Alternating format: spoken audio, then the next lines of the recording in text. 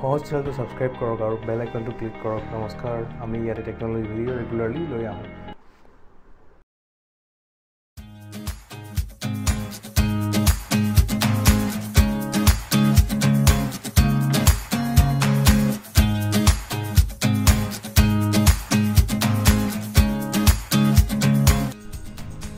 সচৰাচৰ আমি printed circuit board যেতিয়া বনাই ঘৰত যিবোৰ মেথড দেখোঁ সেইবোৰত এটা ফেৰিক ক্লৰাইড বুলি এটা কেমিকেল ব্যৱহাৰ কৰে। এই কেমিকেলটো পাবলৈ অলপ দিগদাৰী, অনলাইন অৰ্ডাৰ কৰিব লাগে আৰু কেমিকেলটো অলপ আপোনাৰ বতাহ পালে বা মইশ্চাৰ পালে ডেষ্ট্ৰয় হৈ যায়।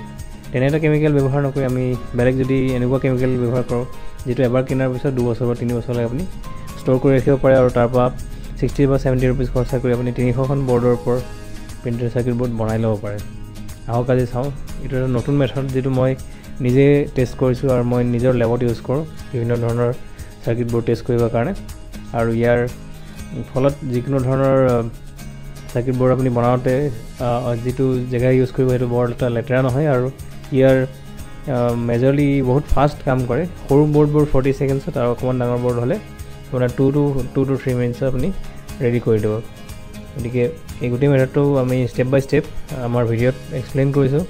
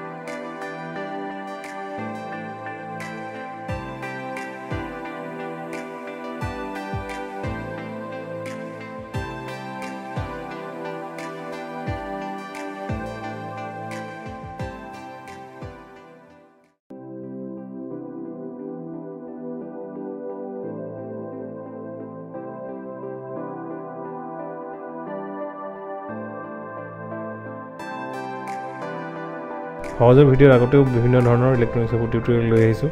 আমাৰ চেনেলৰ ছাবস্ক্ৰাইব বাটনটো ক্লিক কৰি আমাক আগুৱাই যাবলৈ সহায় কৰক আৰু মেক ইন অসম প্ৰজেক্টটো ছাপোৰ্ট কৰক। ধন্যবাদ।